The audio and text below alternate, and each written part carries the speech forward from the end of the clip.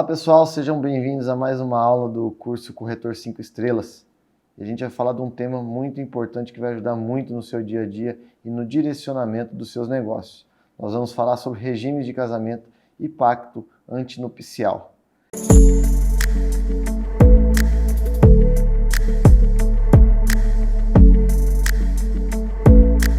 Confesso que quando eu era acadêmico de direito, um dos temas mais difíceis foi o direito de família. Claro que aqui não queremos substituir advogados e tabeliães, mas conhecer um pouco sobre o regime de casamento e como isso afeta a compra e venda do imóvel. É bagagem fundamental para o nosso crescimento profissional.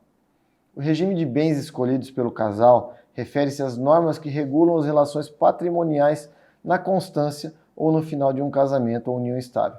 Ou seja, quando juntamos as escovas de dente com uma outra pessoa, pelo casamento ou simplesmente por morar juntos, o casal já está sujeito às regras de um regime de bens.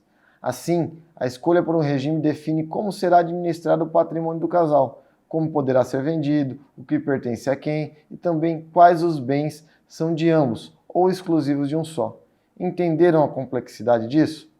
E é exatamente por isso que o corretor de imóveis deve conhecer o funcionamento dos regimes, para que possamos orientar de forma adequada aqueles que pretendem aumentar ou dispor de seu patrimônio, especialmente porque o corretor geralmente é o primeiro a ser indagado acerca das consequências para o casal na hora de comprar ou vender um imóvel. Falhar nesse momento pode criar falsa expectativa e até mesmo comprometer o sucesso do negócio. É muito comum um corretor de imóveis ser procurado no momento em que a convivência de um casal termina, seja pelo divórcio e até mesmo pelo óbito, por exemplo. Nesses casos, o regime de bens escolhidos se mostra de grande importância. Por isso, a gente deve conhecer os regimes previstos na legislação e o que impacta na relação dos imóveis. Vamos conhecer os principais regimes de casamento aqui no Brasil. Por exemplo, o regime da comunhão universal de bens. Neste regime, todos os bens, sejam eles anteriores ao casamento ou os adquiridos após o matrimônio, pertencem ao casal. Ambos têm direito sobre os imóveis, independentemente de quando foi realizada a compra do imóvel. Já no regime de comunhão parcial de bens, é o mais comum e é adotado como regra geral na nossa legislação. Nesse regime, os bens que cada um dos cônjuges já possuía antes do casamento, do matrimônio, são exclusivos de cada um. Ou seja, mesmo após o casamento, o que cada um possuía antes permanece individual. Já aquilo que é comprado depois do casamento, ou seja, na constância do casamento, pertence ao casal. Um terceiro regime é o regime da separação de bens, separação total de bens, que nesse regime, tanto os bens adquiridos antes do casamento, como aqueles adquiridos durante o casamento, serão exclusivos de quem comprou. Se a esposa compra um imóvel e registra apenas no seu nome, corresponde que esse imóvel é exclusivo dela, podendo ela dispor desse imóvel quando bem entender. É claro que pode acontecer de um casal, por exemplo, comprar imóvel junto, ou seja, cada um compra 50% do imóvel como duas pessoas qualquer. E um quarto regime que também é muito importante a gente conhecer é o regime da participação final nos aquestos. Ou seja, ao longo do matrimônio, os bens de cada cônjuge não se misturam. Dessa forma, o marido e a mulher têm o seu patrimônio individual, construído pelo que tinha antes de casar e pelo que foi adquirido no período do casamento. No entanto, no caso de separação ou pela morte, as posses adquiridas durante o matrimônio serão consideradas comuns ao casal.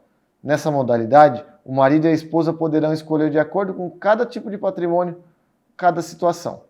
Importantíssimo dizer também que é possível estipular um regime diferenciado do previsto no Código Civil. Contudo, para a opção de regime que não seja o parcial de bens, é obrigatório que formalizem o pacto antinupcial, no caso do casamento, e o contrato de convivência, na hipótese de união estável. Ou seja, através do pacto, é possível escolher as regras de dois ou mais regimes, como uma espécie híbrida de regime.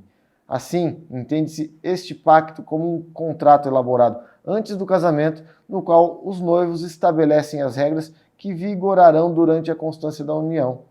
É claro que o que eu falei para vocês sobre o regime é apenas a ponta do iceberg de cada um deles, ou seja, uma pequena parcela, mas é aquilo que precisamos entender para que a gente possa ser capaz de analisar cada situação que vai chegar até nós no nosso dia a dia.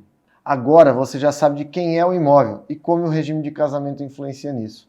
No entanto, deve estar se perguntando como cada regime de casamento interfere na compra e venda de imóvel. A depender do regime de bens escolhido pelo casal, a principal interferência que se dá na compra e venda de um imóvel se dá pela necessidade de autorização do cônjuge.